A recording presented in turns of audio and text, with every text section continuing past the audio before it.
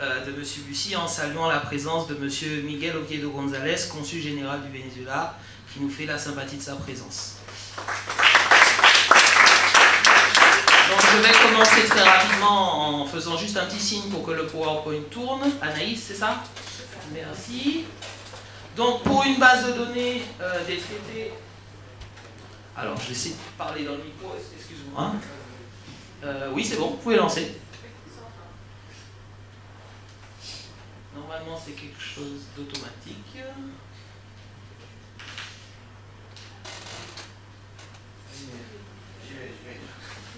Voilà, très bien. Donc avec un petit encart sur la fin sur les CSI. Rapidement, qui sait ce qu'est un CSI?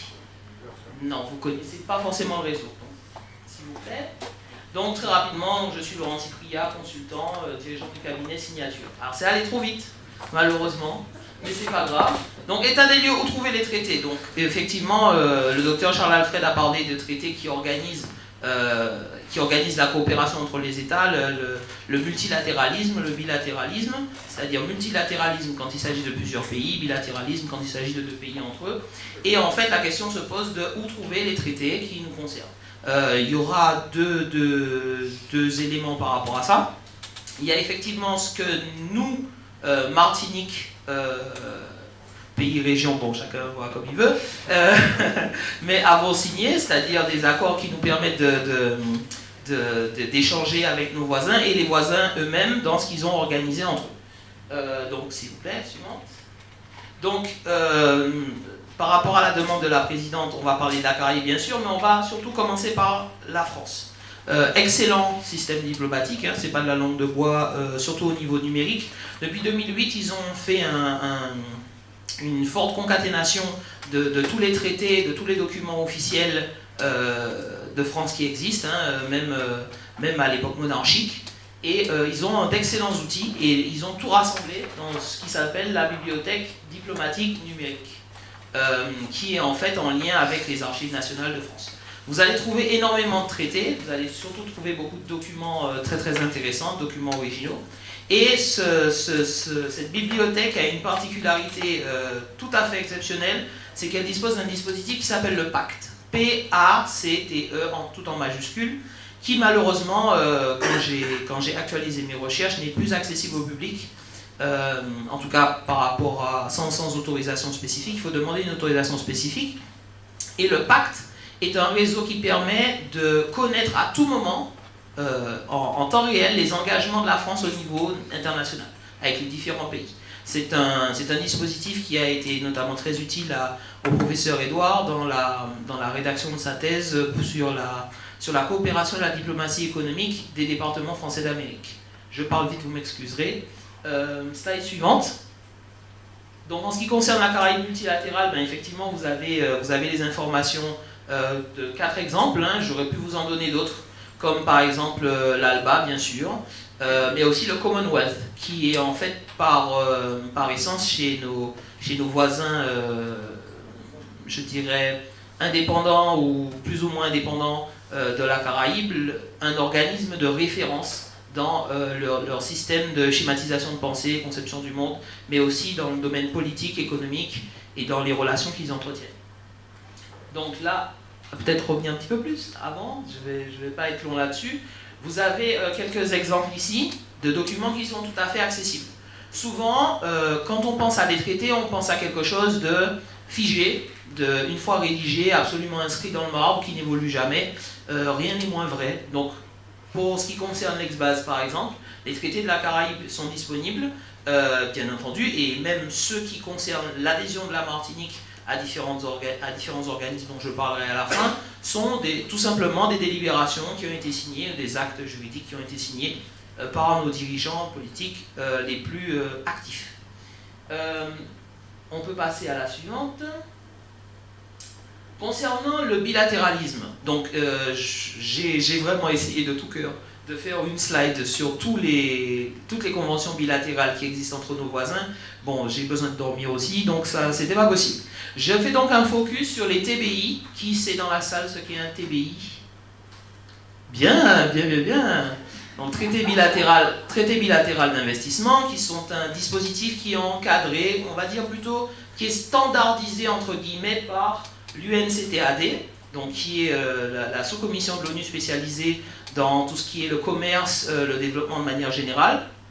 Qu'est-ce que c'est? Ce sont des accords bilatéraux, donc d'un pays envers un autre, par rapport à la protection des investisseurs. Donc quand vous signez ce type d'accord, ou que vous dénoncez ce type d'accord, vous commencez ou vous mettez fin à un dispositif de sécurisation des investisseurs, des investissements, de la sécurité des biens et de la bonne circulation des fonds. Donc c'est quelque chose qui peut nous intéresser énormément, puisque par rapport à ce que la France va signer, effectivement, on est plus ou moins protégé dans différentes zones du globe en ce qui concerne les investissements. Ce qu'il faut reconnaître, c'est que dans le TBI, BITS en anglais, hein, c'est le caractère commun et je dirais multilatéral de cette action, pour autant bilatérale. Elle n'est pas encadrée, mais elle est fortement accompagnée par le CARICOM, bien entendu, qui est une instance politique majeure, sans oublier bien entendu les autres, mais qui reste quand même une instance politique majeure. Et en fait, c'est ça qui permet, c'est dans ce multilatéralisme que se construisent justement les relations bilatérales entre les deux. Donc le multilatéralisme permet effectivement d'aller ensemble vers des relations parfois bilatérales.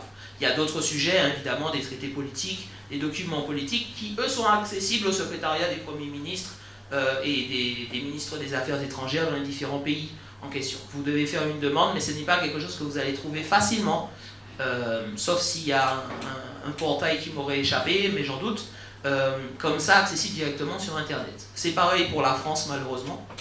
Avant, c'était très très ouvert, comme je disais, mais maintenant, il faut demander des autorisations aux archives nationales, vous obtenez tous ces documents. Suivant, s'il vous plaît. On va faire un petit focus très très rapide sur le traité de Concordia. Donc, qui sait ce qu'est le traité de Concordia ou l'accord de Concordia? Bien, on a des bons élèves.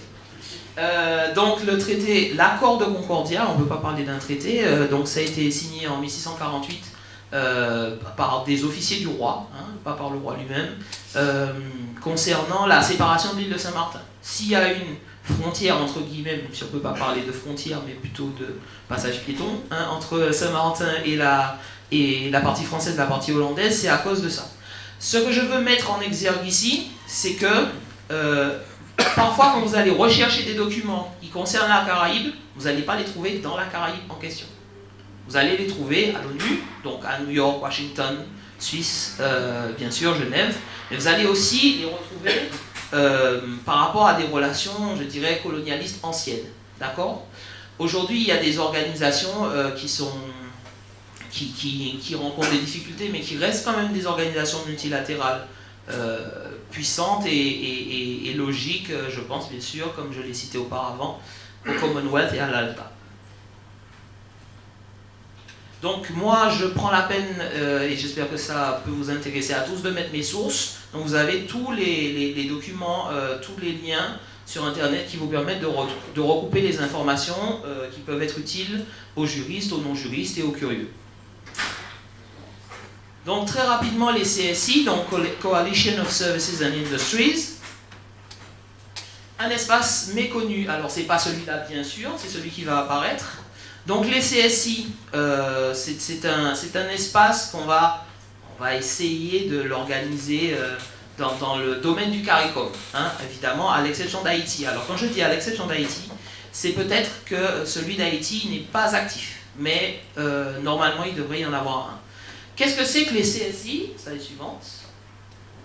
Donc c'est surtout une organisation qui a été créée aux États-Unis, qui visait à rassembler en fait sous une espèce d'organisation parapluie l'ensemble des grandes entreprises dans une organisation de lobbying qui leur permet de s'assurer de bonnes relations directement à l'international avec les pays d'une zone qui les concerne et même à l'échelle mondiale, on va dire ça comme ça. Dans la Caraïbe, c'est un système qui est plutôt bien implanté, assez peu connu et qui consiste justement à avoir une espèce comment je dirais, d'organisation de lobby qu'on pourrait comparer en Martinique, j'espère qu'on me reproche pas cette comparaison avec Contact Entreprise par exemple. Mais sauf que là où le CSI est extrêmement utile pour vous entrepreneurs qui regardez qui regardaient cette présentation, c'est qu'elles délivrent, elles sont autorisées à délivrer des certificats d'enregistrement sur l'espace CARICOM. Vous allez vers n'importe quel CSI, vous demandez cette autorisation, qui est relativement facile à obtenir, et à ce moment-là, vous devenez un fournisseur de services sur la zone CARICOM. Mais il n'y a pas que ça, il y a plein d'autres informations, de lobbying et surtout d'informations statistiques que vous allez obtenir auprès de ces CSI, qui ne sont pas des chambres de commerce, qui sont tout simplement des associations, mais qui ont un rôle extrêmement encadré. Les fondateurs des CSI aux États-Unis s'enorgueillissent d'avoir de manière informelle participé à la World Trade Organization et à son institution, à son développement. Vous m'excuserez de parler un peu vite, mais en tout cas, voilà encore une fois les différentes sources sur lesquelles vous pouvez comparer les éléments que je vous fournis ce soir. Pour finir très rapidement, on me fait signe qu'il me reste encore 10 minutes, merci Présidente. Donc malheureusement, je dois déplorer aujourd'hui, à quelques jours de l'ouverture de la conférence de coopération en Martinique, des territoires abandonnés de la coopération, et c'est avec beaucoup de tristesse que je le dis. Donc, voici la situation à l'heure actuelle, sauf erreur de ma part, sauf méconnaissance ou information cachée, ou bien que je n'aurais pas eu, de la coopération. La coopération en Martinique, j'entends, c'est-à-dire des espaces sur lesquels nous devons travailler. Donc, au niveau de l'OECO et de Sainte-Lucie, Madame Le Salle est toujours en activité, fait un travail tout à fait conséquent grâce aux 5 programmes de coopération qui sont sous sa coordination, on va dire. Mais hormis cela, dans la majorité des autres institutions, nous avons des statuts différents. Il n'y a plus personne. Plus personne sur place. Plus personne, que je le sache, qui organise une coordination réelle sur notre coopération. Donc je vais finir par une note aussi optimiste que possible, en disant que c'est un territoire qu'il ne faut surtout pas abandonner. Des années de rapprochement peuvent s'évanouir en quelques jours, quelques heures, en une petite phrase inappropriée, et donc nous remettre encore pour des années et des années de travail pour revenir à un niveau de coopération efficace. Et très personnellement, je le regrette, cette situation actuelle. Merci pour tout, j'espère que j'ai tenu le délai. Merci. Je suis à votre disposition pour toute information. Merci Laurent Cyprien, pardon. Notre dernier